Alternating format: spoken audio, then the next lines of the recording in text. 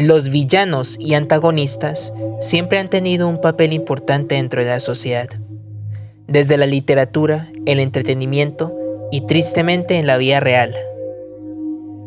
Sus acciones o nos aterran o nos llenan de curiosidad, haciéndonos preguntar qué es lo que los hace interesantes para nosotros como espectadores. Te invito a ver más allá de lo simple, de mis 4 villanos favoritos del anime, aquellos leviatanes que actuaron sin límites en contra de la humanidad.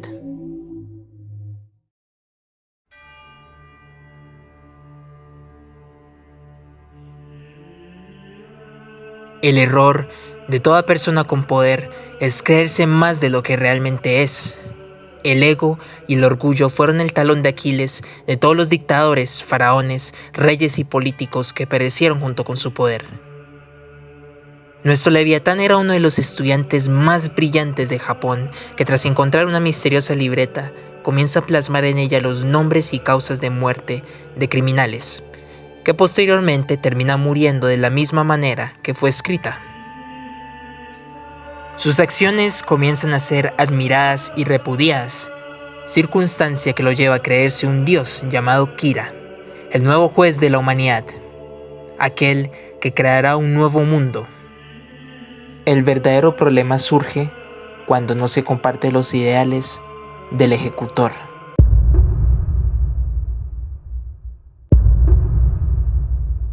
Limpiar el crimen de las calles es positivo para la sociedad, pero desafiar la justicia y acabar con cualquier persona que trabaje para el gobierno o represente una autoridad no lo es.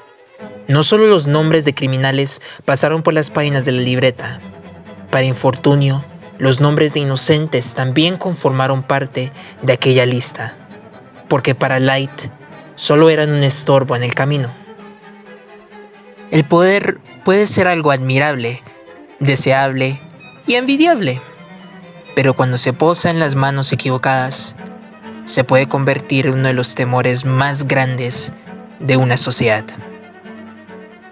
Light pasó de ser un justiciero a un manipulador, fascista y egocéntrico, hambriento por controlar el mundo bajo su voluntad. Kira nunca fue un dios, simplemente otro ejemplo más de una persona con poder que se corrompe.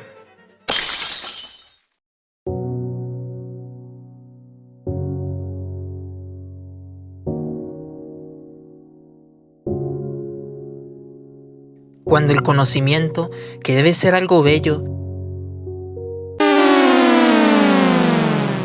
se convierte en un mal dentro de la mente de un ser enfermo, se puede definir al soberano del alba como la mancha de la ciencia.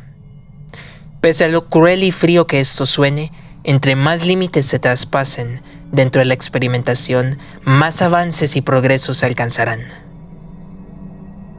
Pero, ¿qué lo hace tan cruel?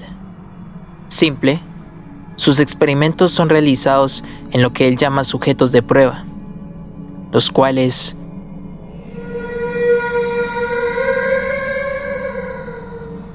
son los niños. Dentro del mundo de Bondrewd existe el abismo, el cual tiene varias capas. Entre más desciendes, más difícil es regresar a la superficie, y tu cuerpo comienza a experimentar múltiples efectos adversos. Sin embargo, en la 6ª capa existe un efecto positivo que se llama bendición, el cual te convierte en una nueva forma de vida que conserva tu conciencia. El efecto negativo más siniestro, conocido como maldición, surge si intentas ascender en la 6ª capa. Perderás tu humanidad, lo que equivale a convertirte en esto.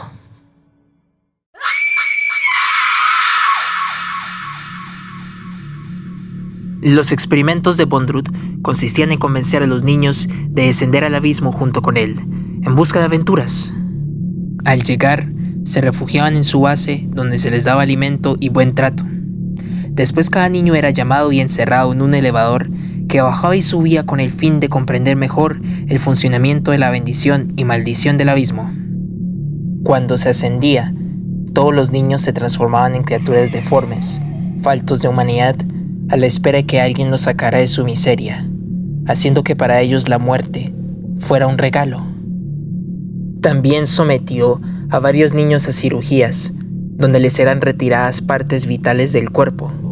Cada parte se almacenaba dentro de unos cartuchos que impedían que la maldición afectara a quien tuviera contacto con ellos.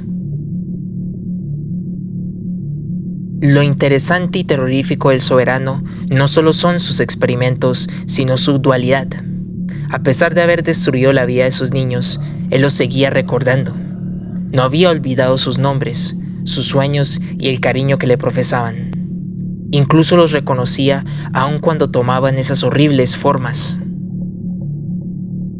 Para Bondrewd, la ética y la moral no son superiores a la búsqueda del conocimiento. El soberano podrá sentir una pizca de amor, pero cuando se trate de investigar, hará todo lo que sea por los avances de la ciencia. Como diría el gran maestro Rajskruski, la ciencia no es buena o mala, pero se puede usar de ambas formas.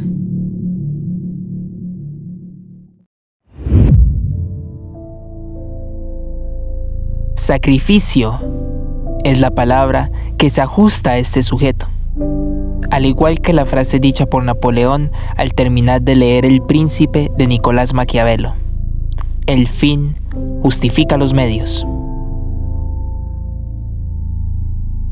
Los grandes sueños requieren de grandes sacrificios, y Griffith lo sabe muy bien. Hay personas que cuando llegan al límite son capaces de lograr hazañas que nos sorprenden y nos hacen cuestionar sobre qué tan lejos somos capaces de llegar los humanos. Griffith siempre soñó con tener un castillo y establecer su propio reinado. Quería tener un rol muy importante en la historia. Impulsado por ese sueño, formó un grupo de mercenarios llamado la Banda del Halcón. Los miembros estaban tan convencidos de encontrar beneficios en el reinado de su amo que no les importaba derramar sangre con tal de mantener ese reino estable y fortalecido. Batalla tras batalla, la Banda del Halcón logró cosechar frutos. Los nobles estaban sorprendidos y agradecidos de sus victorias. El sueño de Griffith cobraba más fuerza, pero en la vida todo se puede echar a perder por un error.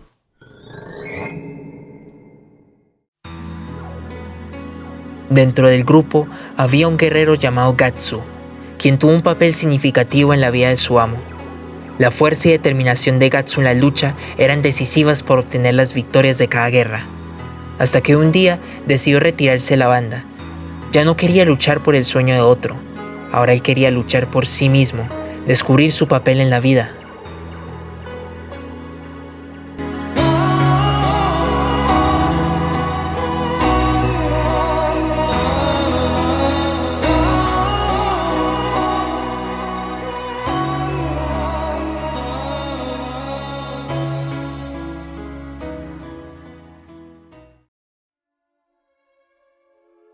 Esto causó un gran dolor en Griffith, quien para retomar el control decidió acostarse con la hija del rey. Al ser descubierto, fue torturado de una forma brutal. Su lengua fue cortada, al igual que todos los tendones de su cuerpo. Toda esa inspiración que alguna vez despertó en sus hombres se derrumbó junto con su sueño. A punto de suicidarse, el halcón caído encuentra su única salvación: el Behelit, conocido como el huevo del rey. Es un amuleto que siempre cargaba para protegerse de cualquier peligro.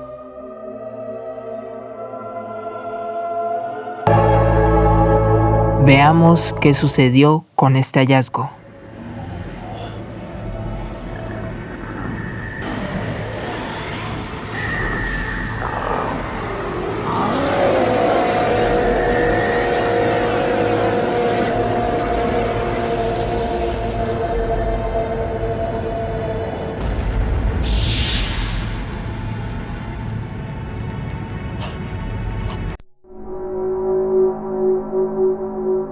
Gracias a este amuleto, todo el equipo fue transportado a una dimensión, donde se invocaron unos seres poderosos llamados la Mano de Dios. Estos entes le ofrecieron a Griffith ser miembro de su grupo, convirtiéndolo en rey.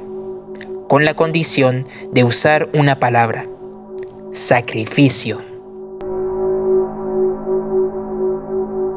Las reuniones del grupo consistían en ofrecer un banquete, en donde la comida eran todos los presentes salvo Griffith. Si él se negaba, su sueño no sería realidad y toda su lucha sería en vano. Todas las muertes en la guerra no hubieran tenido sentido. Tras varios pensamientos, nuestro querido Griffith tomó su decisión.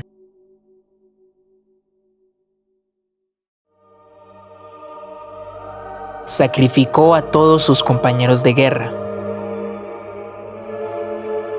ofreciéndoles a las bestias la carne y la sangre de cada uno.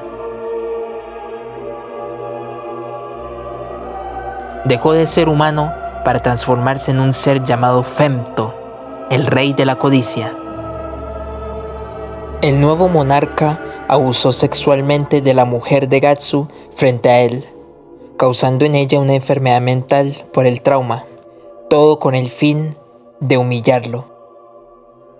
El perverso rey trajo al mundo la llamada Edad Oscura. En términos históricos, la Edad Oscura es la caída del Imperio Romano que trajo un atraso cultural en Europa. También se puede llamar así por la censura y destrucción del conocimiento científico a manos de la Inquisición. Pero en la obra de Berserk, la Edad Oscura es una época donde el mundo fue habitado por monstruos que parecían sacados del infierno de Dante. Millones de personas perecieron bajo las pesadillas que hubieran querido despertar.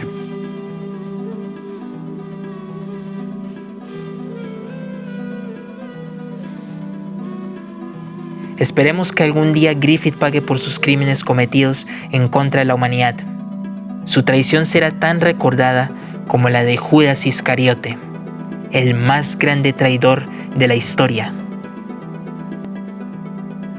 ¿Qué tanto estarías dispuesto a sacrificar por tus sueños?